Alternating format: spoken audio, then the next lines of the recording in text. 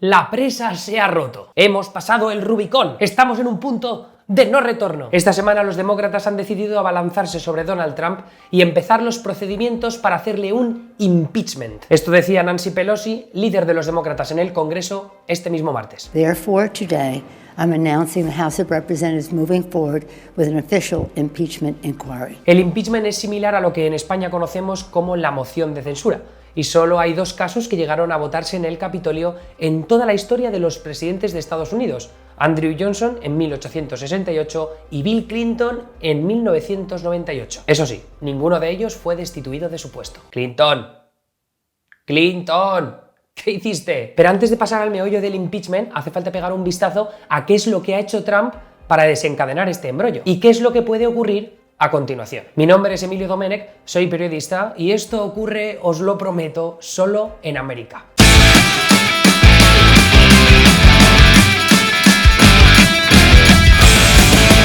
A ver, antes de empezar, quiero avisar de que en mi cabeza esto sonaba genial, ¿vale? Entonces dividí el vídeo por capítulos. Entonces he grabado unas movidas que son lamentables, pero me está descojonando tanto editándolo que lo voy a dejar para el vídeo final y a ver qué os parece dentro vídeo. Capítulo 1. La llamada. El pasado 25 de julio, Trump habla por teléfono con el nuevo presidente ucraniano, Volodymyr Zelensky. Según un memorándum de la conversación publicado este pasado miércoles por la propia Casa Blanca, Trump le pide a Zelensky que abra una investigación en torno a Joe Biden y su hijo, Hunter Biden. Voy a citar textualmente a Trump. Se habla mucho sobre el hijo de Biden, el procesamiento, que Biden paró el procesamiento. Y mucha gente quiere saber qué pasó. Así que cualquier cosa que puedas hacer con el fiscal general sería genial. Vale, mucho que procesar en estas líneas. Samur. Joe Biden, o Tito Joe, que es como le conocemos aquí, fue vicepresidente con Obama y tuvo un papel relevante en la política exterior de Estados Unidos en los acontecimientos posteriores a la revolución de Ucrania de 2014, que acabó con el entonces presidente del país, Viktor Yanukovych. Lo siento, me encanta ese meme. Por aquel entonces, una compañía importante de gas natural llamada Burisma estaba bajo sospecha por corrupción a raíz de las conexiones de su dueño, Mykola Zlochevsky, papada, calvo, con Yanukovych, el presidente al que habían largado con la revolución. Vale, prometo que ya es la última que lo uso. Y en aquel contexto problemático de 2014 en torno a Burisma, Hunter Biden, el hijo de Tito Joe, acepta trabajar en la junta de directivos de Burisma cobrando $50.000 al mes. Nada, calderilla. Aquí es cuando es interesante sacar a colación algo que dice Trump en la llamada con Zelensky: el procesamiento. Con eso, Trump está hablando de las sospechas que había en aquel momento, 2014-2015, sobre la corrupción dentro y en los círculos de Burisma. Trump lo que sugiere en la llamada es que Biden paró un supuesto procesamiento para extirpar la corrupción de Burisma, pero eso es una suposición sin base alguna. Entonces, ¿de qué está hablando Trump exactamente? En 2015, después de que Hunter aceptara trabajar para Burisma, ya sabéis, 50.000 chavos al mes, Ucrania contaba con un nuevo fiscal general, Viktor Shokin. Este tipo de aquí, papada, pelo blanco, para que los distingamos. Shokin había dicho que Burisma estaba entre los objetivos de su fiscalía cuando él se puso a trabajar allí. Pero, aunque Shokin hizo muchas promesas para combatir la corrupción, los aliados occidentales de Ucrania creían que estaba haciendo la vista gorda con su propio departamento y con la élite política del país. Y aquí es donde entra a juego el Tito Joe. Atentos. ¡Entra, Tito Joe! ¡Qué majo! Biden es una de las personas que lidera las negociaciones para presionar al gobierno ucraniano para que se deshaga de Shokin, que además también había perdido la confianza de los ciudadanos ucranianos que protestaron para echarle. Ahora sí que sí, ya la última. El caso es que Biden tuvo autorización de Barack Obama para usar $1.000 millones de ayudas a Ucrania como herramienta de negociación para echar a Shokin. Es decir, Biden dijo: o echáis a Shokin o no os damos 1.000 millones de pavos. Y esto es muy parecido a lo que hizo Christine Lagarde, directiva del Fondo Monetario Internacional entonces, que también amenazó en su momento con retirar apoyo financiero al país si no se deshacían de Shokin. ¡Adiós, Shokin! Vale, pues pese a esta cronología de los acontecimientos, Trump alega en la llamada del pasado 25 de julio con Zelensky, repito, sin base alguna, que Biden quiso echar al fiscal general Shokin, pelo blanco, papada, para beneficiar a su hijo Hunter, que entonces cobraba una pasta trabajando para Burisma. Lo que nos lleva a la otra parte de ese extracto de la llamada de teléfono. Capítulo 2. La petición. Al presionar a Zelensky para que investigue a los Biden, Trump le dice al presidente ucraniano que se ponga en contacto con su propio fiscal general, William Barr. Este señor de aquí con gafas. Y esto tiene implicaciones bastante bestias. Primero, que Trump está pidiendo la colaboración de un país extranjero para investigar y dañar la imagen de un rival político directo. Biden, por cierto, lidera a Trump en prácticamente todas las encuestas que se han hecho que los enfrente de forma directa de cara a las elecciones de 2020. Y segundo, que en la llamada Trump implica directamente a su Departamento de Justicia al mencionar al fiscal general Barr. Esto puede significar varias cosas, pero lo que nos interesa es que Trump estuviera dispuesto a usar el poder que le da la Casa Blanca para sacar mierda de sus oponentes políticos. Barr, por cierto, dice que no tiene ni pajolera idea de nada de esta movida. Y aunque todo esto es grave por sí mismo, podría ser peor.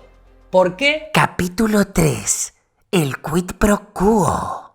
¿Recordáis la fecha de la llamada? 25 de julio, ¿no? Vale, pues al menos una semana antes de la llamada, Trump le había pedido a su jefe de gabinete que congelara unas ayudas militares a Ucrania por valor de unos 400 millones de dólares ya aprobadas por el Capitolio. Ucrania, por cierto, tiene un problemilla en el este del país con fuerzas separatistas prorrusas y es importante para ellos contar con toda la ayuda posible de sus aliados occidentales. Es decir, que la llamada se produjo en un momento en el que Ucrania esperaba unas ayudas congeladas por Trump. Aquí es cuando el tema se pone caliente de verdad, porque hay un momento en la llamada entre Trump y Zelensky en el que el presidente ucraniano está hablando precisamente de esta movida. Cito textualmente de Zelensky.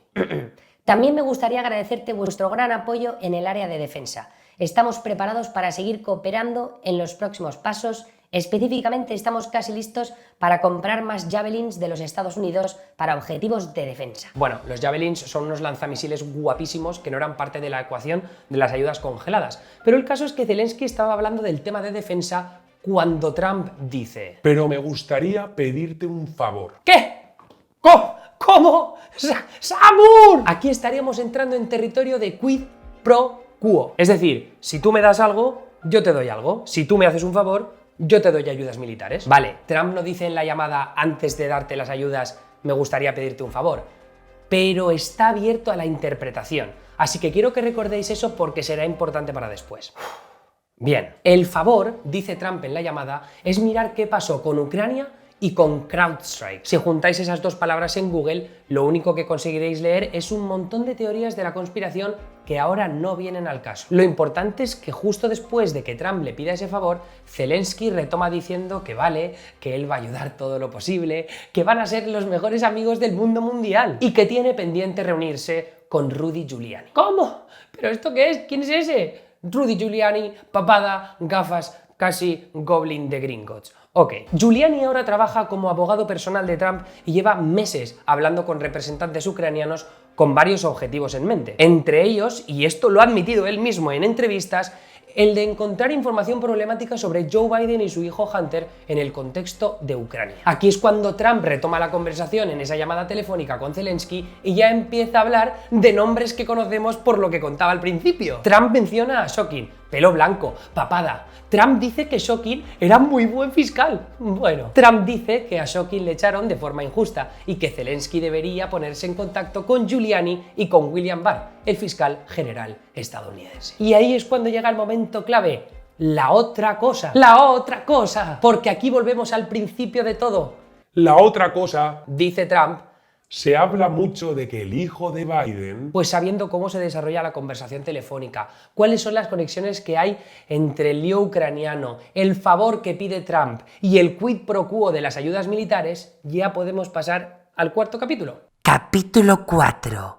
El impeachment. Primero que nada, en Estados Unidos, recordad, tenemos tres poderes del Estado. Ejecutivo, que es la Casa Blanca, legislativo, con las cámaras de representantes y del Senado, y judicial, los jueces. Pues el impeachment es un proceso de destitución que aparece en la Constitución estadounidense y que permite que las cámaras del Capitolio echen a un presidente de la Casa Blanca antes de que se acabe su mandato. Es decir, que la Cámara de Representantes y el Senado pueden votar para decidir si un presidente ha cometido traición, soborno u otros altos crímenes y ofensas menores. Aquí lo que nos interesa es lo de los altos crímenes y ofensas menores. En Estados Unidos, un debate habitual es la interpretación que se hace de las diferentes enmiendas de la Constitución, así que hay cierta ambigüedad a la hora de decidir qué debería considerarse alto crimen y ofensa menor. Alexander Hamilton, uno de los padres fundadores de Estados Unidos, escribió en su día que algo impeachable sería abusar o violar la confianza pública, es decir, un abuso de poder. Y no hace falta que tenga una cualidad criminal per se,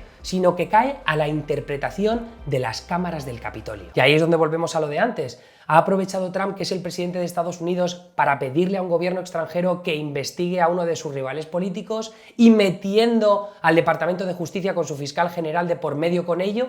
¿Hay quid pro quo? Eso es algo, repito, que tendrán que decidir las cámaras del Capitolio. Así que después de lo que dijo Nancy Pelosi este pasado martes, aquí es cuando empieza el proceso de impeachment, que en el caso que nos ocupa con Trump podría tener 4 fases principales. Primero, 6 comités de la Cámara de Representantes investigan los hechos para ver las ofensas impeachables que puede haber cometido Trump. Segundo, si encuentran ofensas, los comités envían sus hallazgos a la Cámara de Representantes, que vota para decidir si impeachan a Trump. Tercero, si una mayoría simple decide que cualquiera de las ofensas son impeachables, cualquiera de ellas, los artículos de impeachment se envían al Senado, que a su vez organiza un juicio presidido por el juez jefe del Tribunal Supremo, John Roberts. Y cuarto, después del juicio, el Senado vota para condenar y echar a Trump de la Casa Blanca. Bien, pues lo que tenéis que saber desde ya es que llegar al tercer punto, que se apruebe por mayoría simple en la Cámara de Representantes que Trump ha cometido una ofensa impeachable, parece una realidad porque los demócratas tienen una mayoría cómoda en la Cámara de Representantes como para hacerlo. Lo que es más improbable es que una vez hecho el impeachment en la Cámara de Representantes,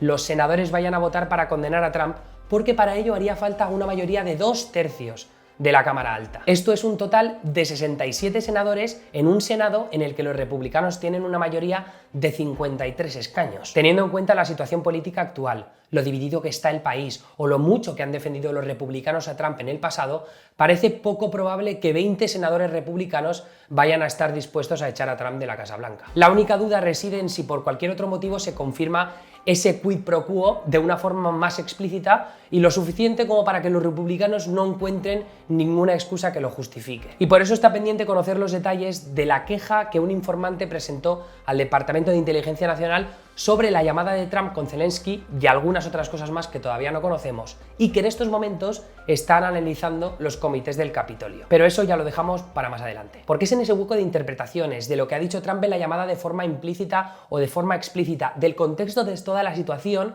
donde nos vamos a mover a lo largo de la próxima semana. Pase lo que pase, lo contaré aquí en unos días para saber cuáles pueden ser las reverberaciones políticas cuando queda apenas un año para las elecciones presidenciales. Así que eso es todo por hoy. Mi nombre es Emilio Domenech. Nos vemos la semana que viene. ¡Hasta luego!